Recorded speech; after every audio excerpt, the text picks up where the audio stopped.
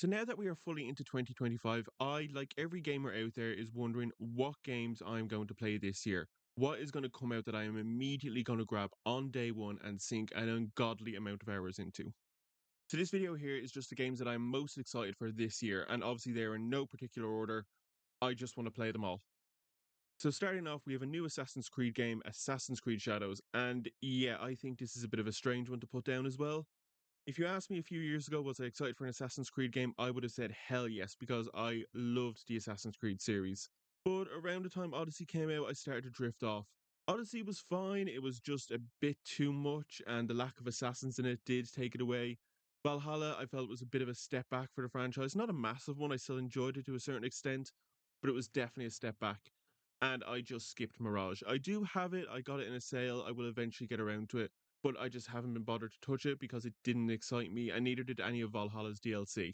And when Shadows got announced, I was completely uninterested in it.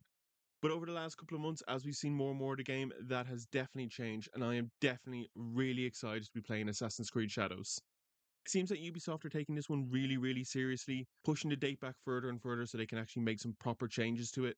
I really like that we're going back to the dual protagonists from Assassin's Creed Syndicate, and that one of them is actually a real person. This is a first for the franchise, and I'm actually excited about that. The setting itself is obviously really exciting. We've been wanting an Assassin's Creed set in feudal Japan for a long time. Added on to that, we have the gameplay and parkour changes that Ubisoft have been showing off, and I think it looks really good to play. My confidence in Assassin's Creed Shadows has jumped up recently. Some journalists and YouTubers got to play Assassin's Creed Shadows at a private event, and so far everyone seems to be saying that the series is moving in a proper direction again. So all of this has given me a bit more confidence in the series, and I'm willing to give it another shot. Next up, we have Avowed. This is a game I've only recently started to pay attention to, and I mean really recently, like the last couple of weeks, so I still don't know a lot about it, but what I have seen has excited me. I like Obsidian a lot. I think they're one of the better developers out there at the moment. I really love New Vegas. It is the best Fallout game, and The Outer Worlds is just a joy, and I'm really looking forward to its sequel. So I'm really excited to see Obsidian take a shot at a proper fancy Elder Scrolls like game. Next up is a game that I definitely did not expect we would ever see, and that is GreedFall 2 The Dying World, which is a prequel to the 2019 GreedFall. Now, GreedFall 2 is already out in early access, but I haven't taken a shot at the early access because I just didn't have time, and I didn't even actually know it was in early access. 2019's Greedfall was one of my favourite games of that year. I really loved seeing the combination of the age of sail and exploration in a fantasy setting. It's also going to be really interesting to see the themes of colonization handled from another perspective rather than as the actual colonizer. The combat itself also looks really fun. I like that it's a bit more strategy focused than it was in the previous game. Baldur's Gate 3 has definitely revived my joy of party based strategy games, so I'm really looking forward to playing Greedfall 2 for this. Now, I know Greedfall 2's early access had a lot of negative reviews as well, but for me, I'm not really paying attention to them. A quick look at them did suggest a lot of them were due to the combat, which is more personal preference, I think. And a lot of people saying it was very buggy, but it's early access. What did you expect? But none of those comments are affecting me. I'm still really looking forward to Greedfall 2. Next on the list is Ghost of Yōtei. Ghost of Yōtei is coming out later this year, but there is no exact date at the moment. Ghost of Yōtei is obviously the sequel to Ghost of Tsushima, which was one of 2020's best games. It was one of my COVID games, the games that got me through all that massive, horrible lockdown we had to deal with. I really love that we're going to a new location and have a new protagonist to play around with. I really like Jin and the story we got to experience through him, but I really do feel like it ended with Ghost of Tsushima, and I'm happy to see the series continue in another direction. Even though Ghost of Yōtei is going to move to a completely new setting and time period, I hope it doesn't move too far away from Ghost of Tsushima. I'm also looking forward to a lot of the new weapons we're going to see in this game, like the dual blades and the firearms. Hopefully they throw a bit more variety in with the enemies as well. There's a very good chance Ghost of Yōtei could be my game of the year, but there is one other game on this list that is just slightly ahead of it, but we'll get to that one in a bit. Next on the list, we have Fable. This is a series I have loved from a distance for a very long time because I did not have an Xbox or anything to play this series on. I only got an Xbox back at the end of 2023, and since then I've slowly been making my way through all the different Xbox games like Halo, Gears, and a few others. And I've only recently just got up to Fable. I finished Fable 1 and I loved it. It was ridiculous, it was zany, it was fun and enjoyable. I loved it and played through all of it very quickly. Even though Fable 1 does show its age, I think the tone, themes, and humour are still brilliant and still hold up all these years later. Haven't had a chance to touch Fable 2 or 3 yet, but I'm really looking forward to getting onto them. And I'm really looking forward to seeing a modern Fable game. I really want to see what Fable can do with a modern, powerful console. I really just hope that the tone and humor Fable is so famous for is still there in the new game. Hopefully, as well, we can still choose to play as a good or an evil character and can make a lot of choices throughout the game. Although I think we do need to ask, is it going to live up to the hype and memory of the previous games? I don't know. Fable holds a special place in a lot of people's hearts, so it's going to be really tricky to live up to the past, but I do really hope that they can stick the landing. Now, I love a really good crime sim, and I really love the early 1900s as a setting for anything, so obviously I am really excited for Mafia the Old Country. I've only really played Mafia 3, but I really liked it, and I've only heard good things about Mafia 1 and 2. They're definitely on my pile of shame, and I'm definitely going to try and get around to them eventually. But looking at what we've seen from Mafia the Old Country, I think it has a lot of potential, and it's going to be a really good game for 2025. The setting itself is a great choice. We're just stepping into the modern days because we can see some cars in the trailer, but at the same time, the old world is still there. So it hasn't entirely stepped into a modern setting, which is really good. I love this setting in Red Dead Redemptions 1 and 2, kind of the end of the old world and the start of the new modern world. So it's going to be interesting to see it from a completely different perspective in Europe.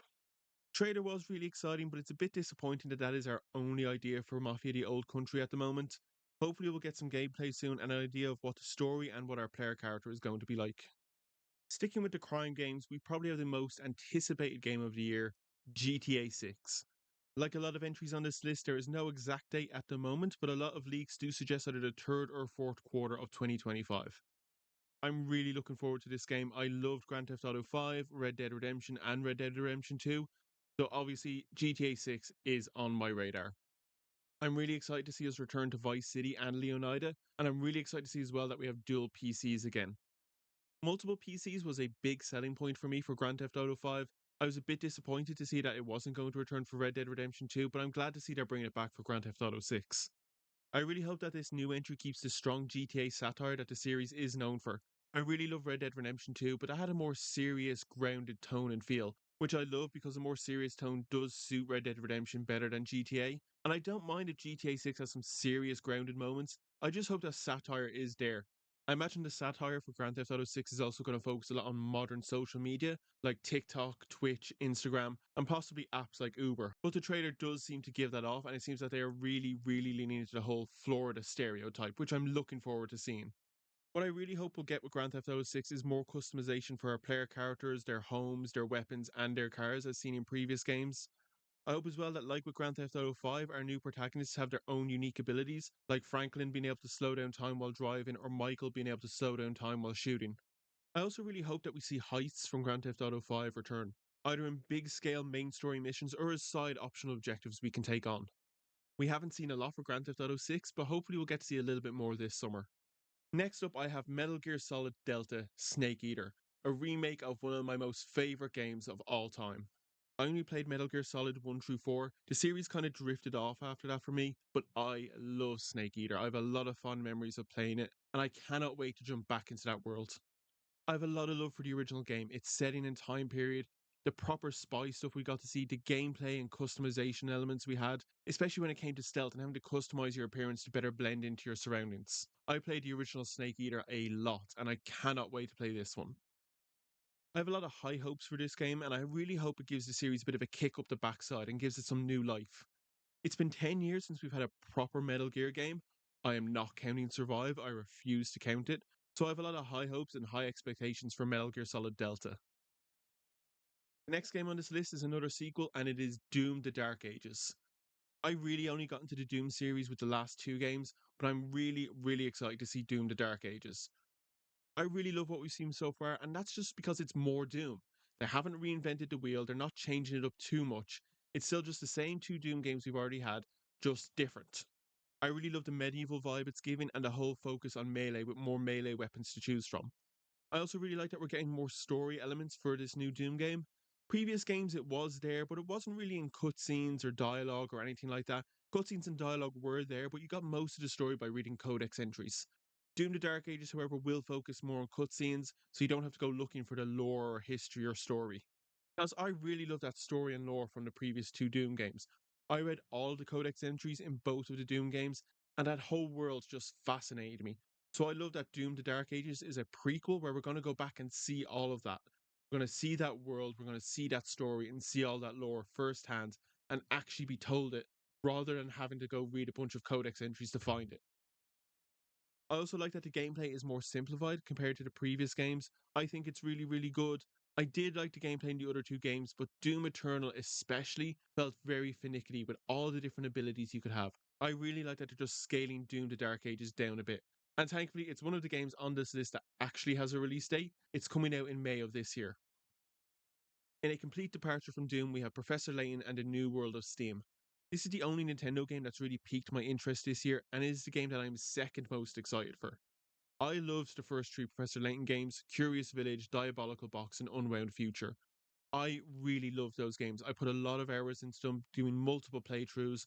I loved everything about them: the design and characters, the story, the themes, the puzzles. They were just three perfect, brilliant games for the DS. But I never played any of the ones that came out after it because I didn't have a 3DS, so I wasn't able to play them. I hope New World of Steam does well. I hope it has that same just tone and feel that the other games had. I hope the puzzles are interesting because they do have a new puzzle designer this time around. And I just hope that it is a big success for Nintendo. Like with Metal Gear Solid Delta, I hope that New World of Steam gives the Professor Layton franchise a bit of a kick up the backside and helps bring it back. Hopefully bringing out more sequels and maybe even getting remakes of the previous games. We don't know when New World of Steam is going to come out, but we do know it's going to have a Switch 2 version. So regardless of when it comes out, I'll probably wait until I have a Switch 2 as well. If the new Professor Layton game was my second most anticipated game of the year, then this, hands down, is my first. It is probably going to be my game of the year. I cannot wait to get my hands on it, and it is Vampire: The Masquerade Bloodlines 2. I love the original Bloodlines so much. I've done several playthroughs, and I still find something new to enjoy about it each and every time, and I will gladly keep going back and playing it countless times. Since it was first properly announced, I've been really excited for Bloodlines 2. Obviously, the game's development has had a lot of problems, but I'm still really excited.